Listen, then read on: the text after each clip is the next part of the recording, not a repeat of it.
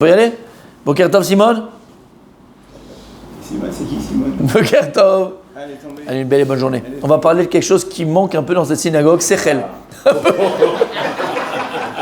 Vraiment, c'est pas pour... Voilà, hein. Allez, on va pas charrier, mais franchement, on n'est pas des lumières. Hein. Heureusement qu'on a un guide spirituel. Ah bah mais alors lui aussi, il est fatigué, la vérité, c'est que ça influence, hein. C'est ça. Ma femme me dit, je te reconnais pas, ma femme me dit, je te reconnais pas. T'as jamais été aussi intelligent, elle m'a dit, je sais, chérie. Bref, Sechel, essayons un petit peu. Bémet, Péléouet, l'intelligence, d'accord? Allez, l'intelligence. Ben, Ezrat Hashem. Essayons, faisons un effort tous ensemble. Il dit comme ça le Rav. Lefi sichlo yulal ish. Shielo sechel tol eman yeler bederech tovim v'ochot tzadikim ishmo. À quoi elle sert l'intelligence de vivre sechel, la réflexion, l'esprit, l'intelligence? À toujours choisir le bon chemin, à toujours faire les bons choix. V'ochot tzadikim ishmo. Le chemin des tzadikim, ishmor, Akadosh Baruch Hu, il garde. Dieu, il protège les tzadikim. C'est quoi un tzadik ici dans le sens? Quelqu'un qui utilise sa tête. Malheureusement, on utilise plus notre deuxième cerveau. Soit, deuxième cerveau, ce sont le ventre. Le ventre, c'est le deuxième cerveau de l'homme. Vous savez que l'estomac, c'est le deuxième cerveau. Soit c'est le kiki, c'est le zizi. C'est le deuxième cerveau de l'homme aussi. Au lieu de réfléchir avec ta tête, tu réfléchis avec tes pieds et un peu plus haut même des fois. Ça veut dire qu'il te manque quoi? Il te manque l'essentiel. Mais là, je suis très sérieux. Et quand je parle de ça, ça veut dire que tu réfléchis avec tes pulsions. Donc en fait, tu ne réfléchis pas. C'est uniquement avec tes pulsions, avec tes passions, de manière très spontanée, dans le sens négatif du terme. Animal, sans réfléchir. Mais animal, ok, c'est vrai, mais tu vois, sans réfléchir. Spontané, on y va, j'ai pas pensé, j'ai pas réfléchi, j'ai pas fait, mais on t'a fait la chose. Qu'est-ce que tu as fait? On ne parle même pas que par rapport à ça, on parle par rapport à tout. Par rapport à tout. Akol Saïlot Besechel. Tu rentres à la maison, c'est que la maison, c'est ton, comment on appelle le terrain de combat là, le terrain de. Le ring. Le ring, on va dire, c'est ton ring. Bon, pas le ring, j'aime pas le mot ring. Champ de bataille. C'est ton champ de bataille. La maison, c'est le champ de bataille. Il faut se battre pour l'éducation des enfants. Il faut se battre avec ta femme, il faut se battre avec ton mari, il faut se battre pour le champ de bataille. Il faut se battre, comme on a dit, il faut se battre. Dans la vie, il faut se battre. Et c'est pas péjoratif, hein. C'est extraordinaire. C'est ça le goût de la gagne. Le goût de la gagne. T'imagines, quand tu vas faire une finale de Coupe du Monde, et l'équipe en face, ils sont tous malades d'intoxication alimentaire, tu gagnes sur tapis vert. La victoire, elle est la même. Honnêtement, la victoire, elle est la même. La victoire, elle est amère. Tu sais quoi, t'as envie de me dire à la FIFA, non, mais on reporte le match. Il te dit, non, c'est fini comme ça, tapis vert. Mais t'as pas envie, Lama, parce que tu l'as pas mérité. Tu t'es pas battu. Tu t'es pas donné pour l'avoir. D'accord? Demande aux gens qui ont vécu, mon salut, qui te diront ce qu'on a vraiment acquis par des combats. Là, c'est un goût matok, c'est un goût matok doux. Matok, à la fin, c'est doux. Un goût réel. Et donc, il dit le Rav, Sechel, l'intelligence de vie, l'intelligence d'esprit, l'intelligence dans la réflexion, dans nos choix, c'est quelque chose qui est primordial. Et comme je viens de dire, d'accord, réfléchis avant de rentrer à la maison, comme on l'a dit 1000 fois, tu laisses tes problèmes à l'extérieur. Tout ce que tes trucs, ta rastera, ton machin, truc, ta tronche, tu l'as fait à l'extérieur. Nous, on a tendance à l'extérieur de prendre sur nous et devant les autres, sourire même quand ça ne va pas, faire le beau même quand ça ne va pas, rigoler quand ça ne va pas, et quand on est à la maison, on fait la tronche. Dans les deux cas, il faut sourire. Mais si tu dois choisir, au moins souris à la maison, sois sympathique à la maison, sois agréable à la maison, fais les efforts à la maison. Il est là ton combat. Et très souvent, Rabbi aussi, comme on l'a dit 1000 fois, on mène des combats qui ne sont pas les nôtres. On est sur le mauvais front. C'est la France en 1939. Et jamais ils ont pensé que les Allemands ils seraient passés par les Ardennes. C'est impossible. Yves Char, c'était impraticable. Alors ils ont attendu les Maginot là-bas. Ils sont encore en train de les attendre. D'accord? L'imaginaire. Elle ne servi à rien. Eux, ils sont passés par les Ardennes. Donc ils étaient sur le front. On avait une armée. Ils avaient une armée, les Français. Ils étaient sur le mauvais front, fils. C'était pas là-bas qu'ils allaient faire le combat. Ils ont mis 4 soldats, les Allemands, persuadant que c'était par là-bas. Ils ont fait effet de surprise, ils sont passés par les Ardennes et ils sont arrivés jusqu'à Paris en 2 jours. Tu comprends? Et nous, qu'est-ce qu'on fait dans la vie? On ressort l'armée française. On est sur le mauvais front. On mène des combats qui ne sont pas les nôtres. On est là à se truquer. Mais qu'est-ce que tu as fait? C'est pas ça tes combats. Tes combats, c'est d'abord ta famille. Il faut se battre d'abord pour ses enfants, pour sa femme, pour ses parents, pour soi-même. Il faut se battre pour soi-même, on tzaddik. Et nous, on est là. Alors, tout ça, si on a un sechel, si on a un peu de jugeote dans la tête, on arrive à faire la distinction Entre ce qui est bon pour nous, ce qui est mauvais pour nous, ce qu'on doit faire, ce qu'on ne doit pas faire. Shikul dat. Shikul dat, merci, cherchez mon nom, le mot, Shikul dat, exactement. Veitnaheg bemidot tovot visharot ben Elohim ve'adam. Le sechel, il t'aide à quoi? Il t'aide à te comporter avec des qualités devant Dieu et devant les hommes. Ve'eda litnaheg imkol adam al pi midotav. Comme on a dit, et tu vas savoir comment agir avec chacun al pi midotav. C'est quoi midotav? De manière mesurée. Mesurée. Tu peux pas être le même avec n'importe qui. Je suis pas le même avec Rabbi Moshe qu'avec Rabbi Monsieur Ben Danan. Je suis pas le même. Mais c'est normal. Si j'étais le même, ça serait pas possible. Mais c'est pas que je vous aime pas autant. Je vous aime tous les deux autant. Ou pas. D'autant. Autant je vous aime. Mais la façon, elle n'est pas la même. Là, les midot, c'est pas les mêmes. Tes midot, c'est pas les mêmes. Et c'est logique. C'est comme après avec des enfants. Tu ne te comportes pas avec les enfants de la même manière. Tu les aimes autant. Mais le comportement, il n'est pas le même. Parce que chaque enfant qui est en face de toi, il a ses propres midotes, sa propre personnalité. Chaque enfant, il a la même façon de t'embêter. Exactement, Rabbi aussi. Donc toi, tu vas sa façon de t'embêter. Et donc, tu vas pas te comporter de la manière. Donc c'est ça le sechel. Sechel, il va t'aider à mesurer. Et comme on a dit plus d'une fois, Rabbi Julien, on est toujours dans la mesure. Parce que quelqu'un qui est dans la démesure, made in for you. Imagine, tu es dans la démesure, tu as une manche, t'as une manche qui est un peu plus longue, un pantalon qui est trop large, un machin. C'est dans la démesure. Et la démesure, là, jamais ça arrive. C'est pour ça que je dis que toujours il est dans la mesure. La démesure, c'est pas beau, c'est parfois même laid. La démesure, c'est même laid des fois. Faut être toujours, oui aussi, faut être toujours dans la mesure, faut être mesuré. Quand est-ce que je dois l'ouvrir, quand est-ce que je dois la fermer? Quand est-ce que je dois faire une remontrance, quand je ne veux pas dire une remontrance? Quand est-ce que je dois parler, quand je veux me taire? Quand est-ce que je dois agir, quand est-ce que je ne dois pas agir?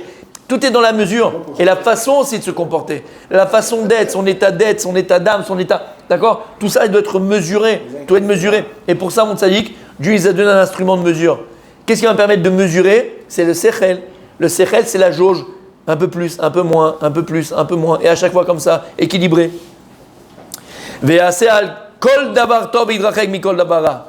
Le sechel, ton intelligence, ton esprit que Dieu t'a donné, il est là pour t'éloigner du mal et te rapprocher du bien. Te rapprocher du bien et t'éloigner du mal. Mais si tu n'as pas cet instrument de mesure, si tu n'as pas cette capacité-là, intellectuelle, sikhli, d'accord, de pouvoir faire la différence entre le bien et le mal, comme on a dit hier, la pire maladie, le pire mot MAUX, c'est quoi? C'est quand on ne sait pas faire la différence entre le bien et le mal. Tu fais des choses, tu étais sûr que c'est bien, tu étais certain que c'est bien ce que tu fais. Il y a des gens, je t'assure, pour parler avec eux, tu te dis parce que tu veux réfléchir, qu'est-ce qu'il y a dans leur tête? Il y a des gens, ils sont persuadés que voler la France, tu vois, frôler la France, c'est bien. Mais il est sûr de lui. Mais il est sûr de lui. Il est sûr de lui. Mais t'es un pourri, t'es un voleur. T'es un pourri et t'es un voleur. Mais il est sûr de lui. T'as compris ce que je veux dire? Alors, qu'est-ce qui va te permettre de réfléchir à ce que tu fais, si c'est bien ou c'est pas bien? C'est ton sechel, c'est ta tête. A sechel yé les melech al kol ha'evarim hapnim v'achitzonim. Ton sechel, mon tzaddik, ta marche, ta pensée, ton intelligence, on va dire, ta pensée, ton sechel, cet esprit de réflexion, il doit être le maître sur tous tes membres, intérieurs et extérieurs. Et ce qui est extraordinaire, bravo Rabbi Julien, tu me le rappelles, kol hakavod. Bémet, merci. On est Parashat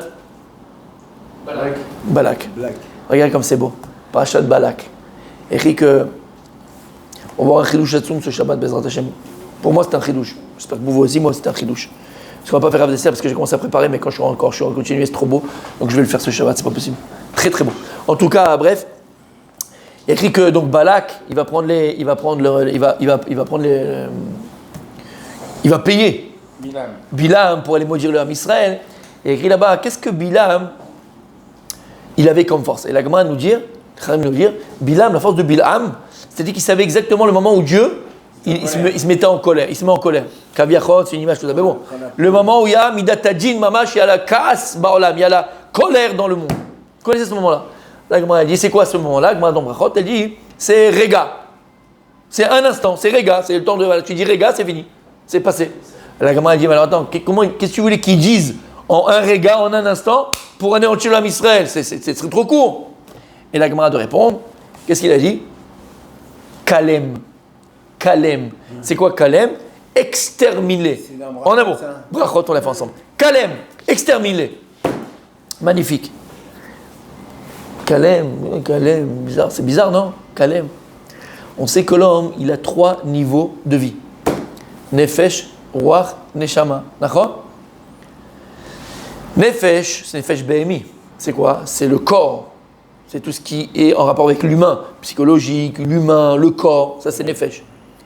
Ruach, c'est la parole, c'est le Ratzon, c'est la volonté. On a fait Rav Dessler, puisque la volonté elle est dans la bouche. D'accord? Quand on exprime ma volonté, c'est dans la bouche, dans la prière. Donc c'est Ruach, c'est la parole.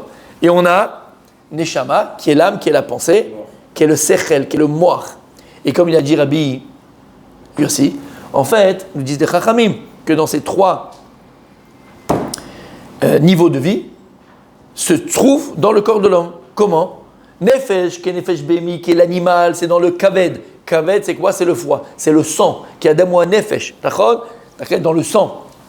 Ensuite, Ruach, il est dans le Lev, dans le cœur. C'est là, on avait dit Rav Dessler, que le cœur, c'est la source de toutes les volontés de l'homme. Ruach, c'est la volonté.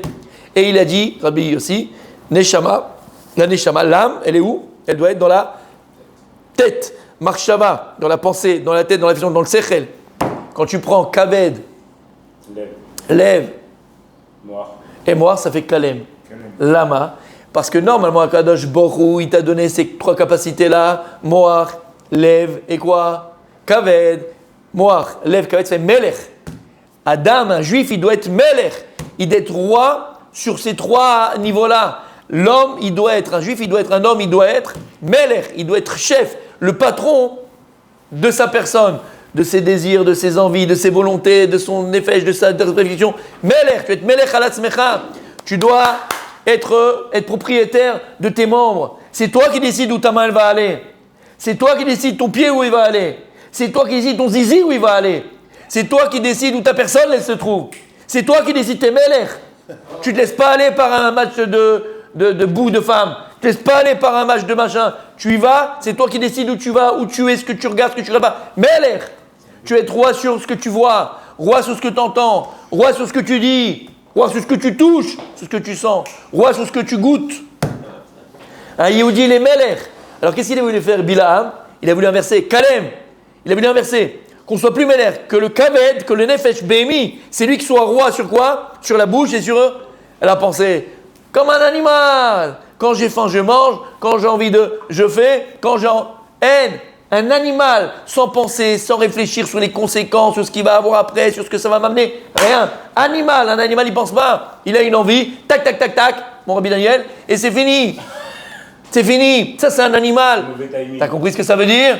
C'est ça qu'il a voulu maudire le Ham Israël. Parce que lorsque tu perds le contrôle de toi-même, c'est le début de la fin. Tu peux mettre les clés du paillasson. C'est fini. C'est banqueroute. C'est ça la malédiction qu'a voulu faire Bilaam. Que ce soit Kalem. Le Kaved, il est le dessus sur le Ruach et sur le Moach. Nefesh Behemi. L'âme animale est le dessus sur l'esprit. À ce moment-là, c'est banqueroute. Il savait très bien que c'est banqueroute. T'as compris? C'est ce qu'il dit ici le Rav. Il dit le Peleyouet. A Sechel Yelam Melech. Ton Sechel, il doit être ton esprit, ton état d'esprit, ta façon de penser, ton Sechel, tes petites jugeotes, doit être Melech. C'est lui le roi, c'est lui le patron. Réfléchis avant d'agir, réfléchis avant de parler, réfléchis avant de faire, réfléchis.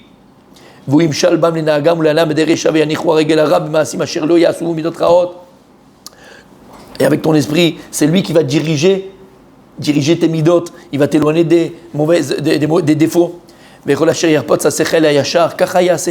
Et lorsque ton sechel ayachar, yashrut, comme on a dit, Dieu il a créé l'homme yachar, comme ça dans Kohelet, Dieu nous a donné une yashrut, Dieu il a donné une droiture. C'est vrai qu'on a dit 1000 fois. Au départ, lorsque tu t'écartes du chemin, lorsque tu t'écartes de la vérité, lorsque tu t'écartes de ta vérité, tu sais que tu fais du hors-piste, tu le sens, tu le sais.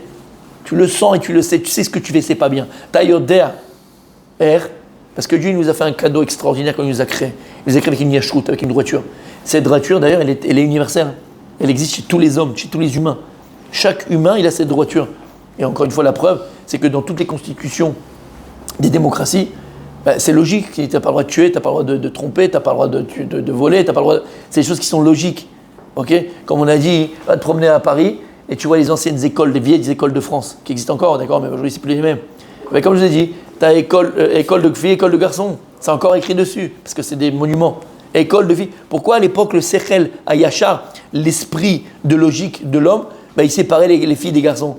Non, parce que c'était arriéré, parce que c'était machin. Non, parce qu'il savait, quand tu rentres à 2 dans une pièce, tu peux sortir à 3. Très logique. Lo yamre et piv, velo ya yetzer moshel al sechel lo yikne adon le atzmo. Ah, il y a un dessin extraordinaire dessus aussi. Parce que si... Justement, il ne faut pas... Enfin, c'est-à-dire le sechel, s'il est sur un Torah. Bien sûr. C'est-à-dire si c'est un sechel... C'est plus de sechel, c'est que tu as perdu. C'est une réflexion personnelle, ça ne sert à rien. Bevadaï. Mais là, il dit plus que ça.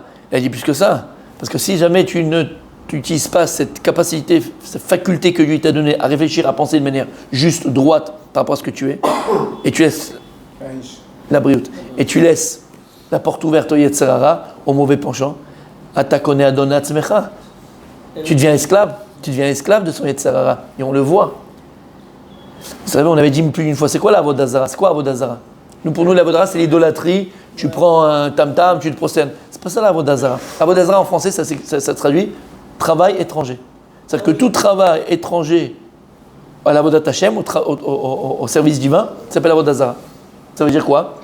C'est-à-dire qu'à partir du moment où il y a autre chose que l'Avodat Hashem qui te commande, c'est l'Avodazara. On a l'exemple, si maintenant tu as la demi-finale de Champions League ou la finale de Coupe d'Europe ou je sais pas quoi, et à côté de ça, tu as Mincha, Arvit ou tu as ton Shiur, d'accord, au même moment, où tu vas.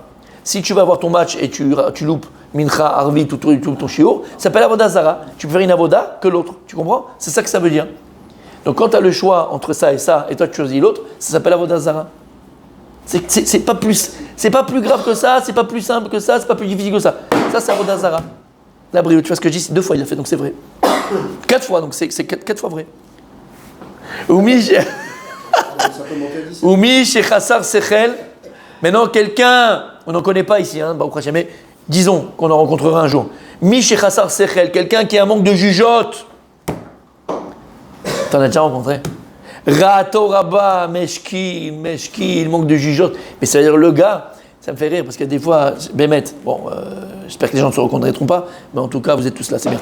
En tout cas, il y a des gens, tu sais, ils font toujours les mauvais choix, ils sont toujours dans le machin, en tête. Toujours leur vie, c'est une galère, qu'est-ce que tu veux. Et le gars, il te dit, ouais, je suis un loser. Je dis, franchement, non, t'es juste teubé, quoi. T'es pas un loser, t'es juste teubé. Tu commences à dire, les gens, tout de suite, ils vont pas se remettre en cause. C'est ma faute, j'ai fait les mauvais choix, je réfléchis pas assez, je réfléchis pas bien. Non, je suis un loser, c'est comme ça, je suis maudit. Non, fils, t'es pas maudit, t'es un teubé. C'est pas pareil. Vas-y, commence à utiliser ta tête. Essaie, tu commences à faire des bons choix, réfléchis normalement, pense normalement, et peut-être que tu verras que tu n'es pas un loser, parce que tu commences à réfléchir normalement. Et les gens, tout de suite, regarde bien, les gens qui n'utilisent pas leur tête, ils ont tendance toujours à te dire quand ça ne va pas, ils disent je suis un loser. J'ai pas de chance. Ah, oubliez le truc, j'ai pas de chance. Oui, de toute façon, je suis pas de chance. Loser, pas de chance. Non, mais c'est pareil. Loser, c'est voulu. Mais c'est pareil, non, je suis un loser dans le sens j'ai pas de chance, voilà, dans ce sens-là. C'est que j'ai pas de chance. Ouais, voilà, je suis poisseux, j'ai pas de chance. Voilà, je suis black, voilà, exactement. Balak, parachat black. D'accord? Exactement. Mais en fait, c'est pas vrai, t'es pas black fils, t'es juste teubé, comme j'ai dit, t'es juste teubé. C'est juste, utilise ta tête, faut être abruti, c'est-à-dire, tu rentres, tu dis à ta femme, chérie, t'as grossi, tu comprends? Et elle te fait une soirée, elle fait la tronche toute la soirée. C'est pas que t'as pas de chance, c'est pas que t'es une femme qui est lourde, c'est que t'es un ahmar. Non mais, t'as compris ce que je veux dire? On fait des choses. Comment? On récolte ce qu'on sème. On récolte ce que l'on sème, exactement, mais là, c'est. Ok, c'est ce que je veux dire maintenant par rapport à la personne. Nous-mêmes, on peut dire des fois comme ça, j'ai pas de chance. Ben, regarde, réfléchis 2 minutes, comment t'arrives à là? Ben, finalement, t'as pas réfléchi, c'est tout. T'es pas que t'as pas de chance, t'as fait le teubé. Ou des fois, même on veut faire l'imbécile. On veut faire le teubé. Pourquoi? C'est plus facile. Tu vois ce que je veux dire? Moins d'effort. Je fais le teubé, puis à la fin, de toute façon, c'est pas de ma faute. Parce que c'est pas, tu vois, c'est pas de ma faute. C'est arrivé comme ça. Non. D'être teubé, c'est de ta faute. Hachem, il t'a donné un minimum de secret, d'intelligence, de réflexion pour que tu n'arrives pas à ça. J'ai l'exemple de la femme, quand tu lui dis chérie, t'es un peu grossi, tu vas foutre en l'air ta soirée. Je veux dire, c'est pas plus bête que ça. Mais on fait tellement. Peut-être s'il a fait exprès, il était fatigué, hein? Qui derrière ish ksil. Des fois, tu sais, qu'on dirait les trucs. Tu te rappelles quand on était petits, il y avait un jeu comme ça, la tête qui sortait avec le truc. Il est sorti. Qu'est-ce que tu fais? Qui derrière ish ksil. Regarde, il y avait le marteau, c'est que je t'ai dit, il y avait le marteau. On n'a pas le marteau. Qui derrière ish ksil yachar be'enav. Parce que, ce qu'on disait maintenant, l'imbécile, l'abruti, le hamar, l'idiot de service, pour lui, il est hyper intelligent. Ah, lui, il est hyper intelligent, seulement il n'a pas de chance. Yachar be'enav. Lui, ce qu'il fait, c'est super, ce qu'il fait, c'est magnifique, mais comme il y a des gens en face de lui, tu vois, qui ne sont pas compatibles avec son intelligence, eh ben voilà, c'est tous des teubés. C'est normal, il se juge avec son cerveau. C'est-à-dire, s'il se juge avec son cerveau, il peut que penser qu'il est... C'est pour ça qu'en fait, c'est uniquement quelqu'un qui étudie. En fait, quand il est intelligent, c'est quelqu'un qui étudie.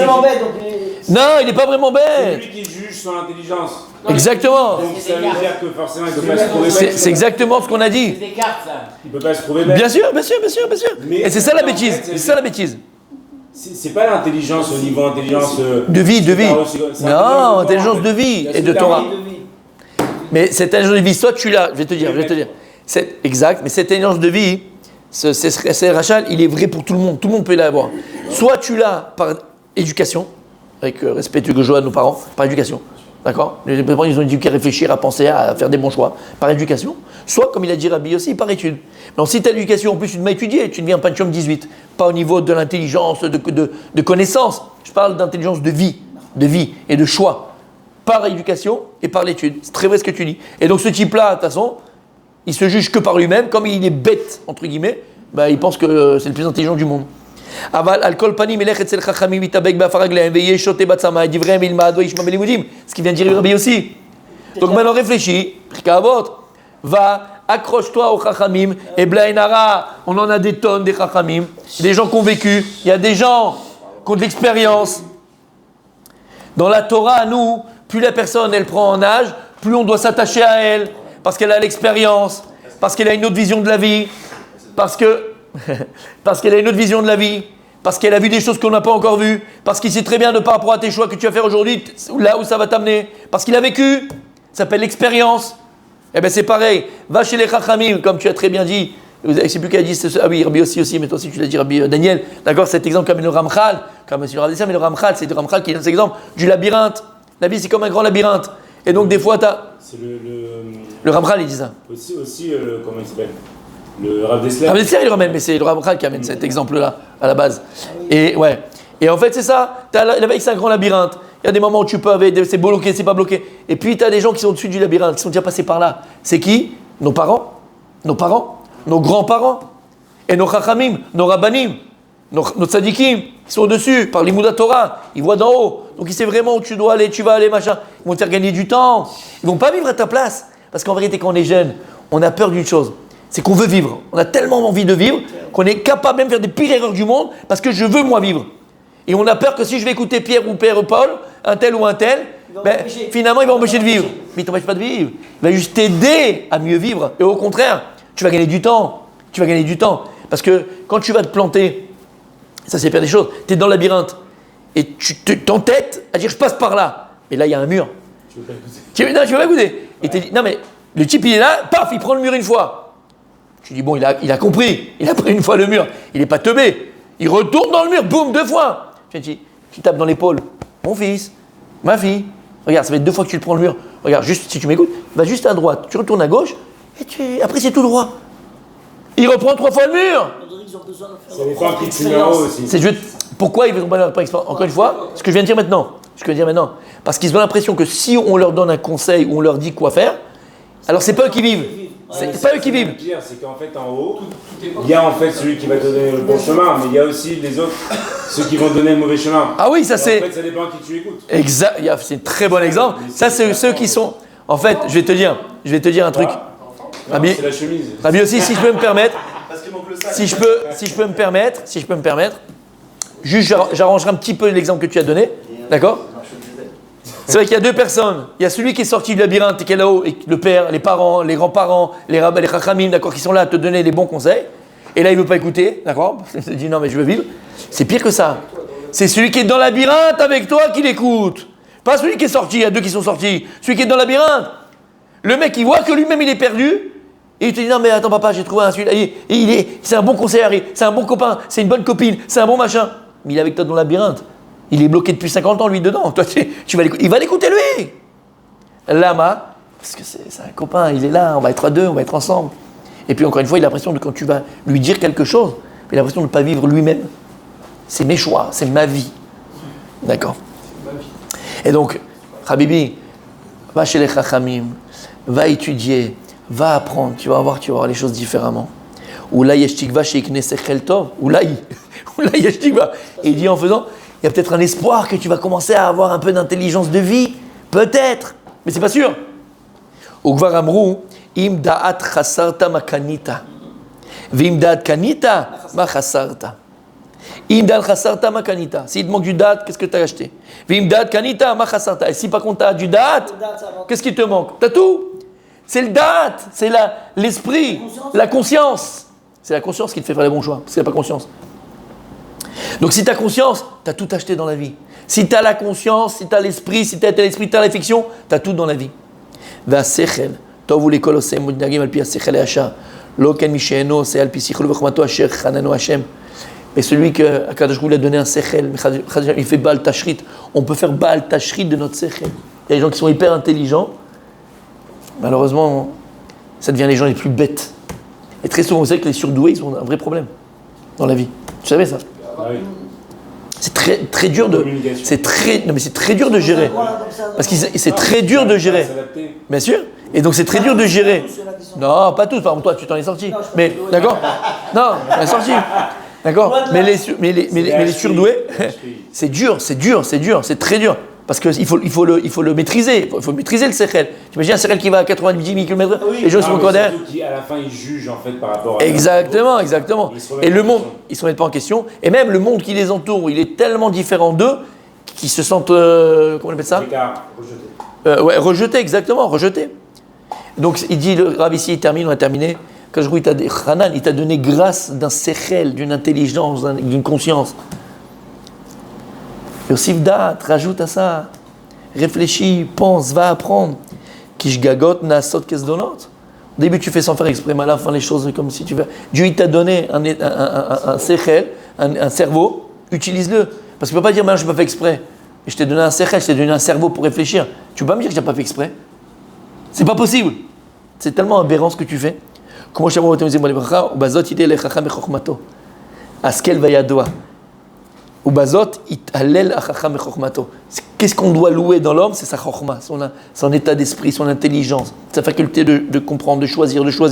Askel vayadoa. Et Hashem vasot tatov ve'ayasha. Voilà sur quoi on est me'alel et Adam. On loue une personne. Aujourd'hui, on y arrive là. C'est les Jeux Olympiques. Entre vous et moi, maintenant, chacun fait ce que vous voulez, ce que vous voulez dire.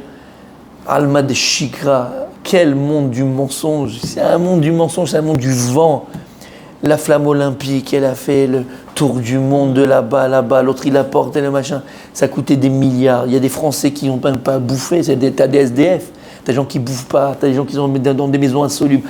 On en a fait tout un truc, on l'a passé dans la Seine, on l'a fait dans la tour Montparnasse, dans la vieux truc, on a fait le tour du monde, flamme olympique, les travaux et des milliards. Les gens, ils s'en sortent pas, ils n'ont pas d'argent. Et les gens qui mangent des cafards. Mais après, ils n'ont pas d'argent, tu sais, pour augmenter le SMIC, pour augmenter ça, pour faire ça. Il n'y a pas d'argent en France, il n'y a pas d'argent. Et on dépense des milliards, mais dans des bêtises. Et tout ça pourquoi? Pour le culte du corps. Tu te rends compte, il s'est couru le 100 mètres en 9 secondes 34. Ça, on est Me'alel auto. On lui donne médaille d'or. Hein? Grec. On le met sur un piédestal. C'est quoi mettre sur un piédestal? C'est quand ils ont gagné, où on les met? On les met où? Podium. Ces gens-là, on les met parce qu'ils c'est le javelot à 200 mètres. Parce qu'il fait la nage, il est resté sous l'eau 3 minutes. Ça, c'est des gens à qui on donne de l'importance dans ce monde-là. On les admire. Qu'est-ce qu'il est fort! T'as des sports. BMS, avec tout le respect. Non, je veux pas attaquer personne. Hein. Non, je veux pas parler de foot, j'aime le foot. Je veux pas me parler du foot. D'accord. D'accord. Mais même. D'accord. Non. Les mecs, là, BMS, mes amis, je pense que là, on va tous être d'accord. Si il peut m'expliquer, ici, je vous assure, BMS, je dis OK et je me rabaisse. Le lancer du poids. C'est quoi le principe? C'est vrai? C'est quoi? Non, du poids. Le lancer du poids. Bon, le javelot, je sais pas, le truc qui vole, du poids. Lancer du poids. Mec, il est là. 2,50 m.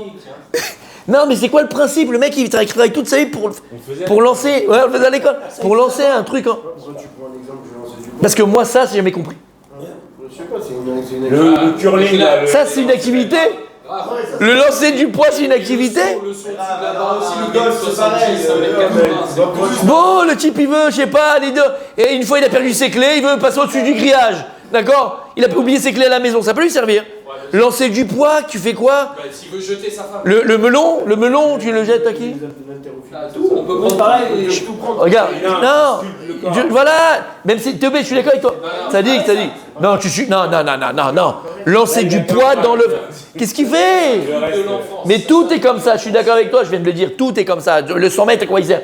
Mais pour moi, le lance du poids, pour moi, c'est le summum. À quoi ça sert? C'est quoi le truc, quoi? C'est quoi le truc? Le mec, il se lève le matin, il va dire, je vais m'entraîner, je vais prendre un poids, je vais faire un kiff.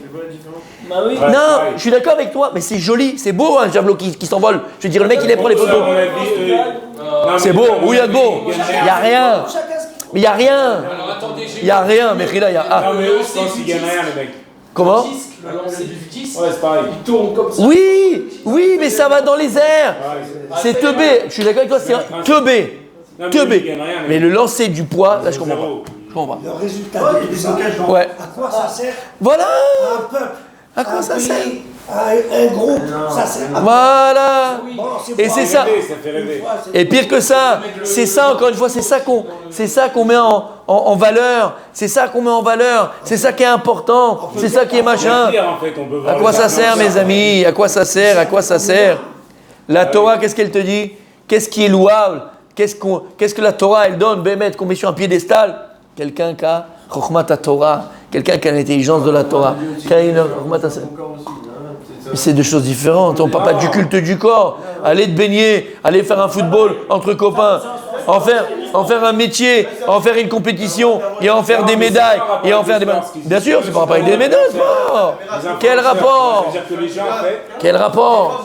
Bon, on a terminé parce qu'ici on continue le débat. Allez, on continue.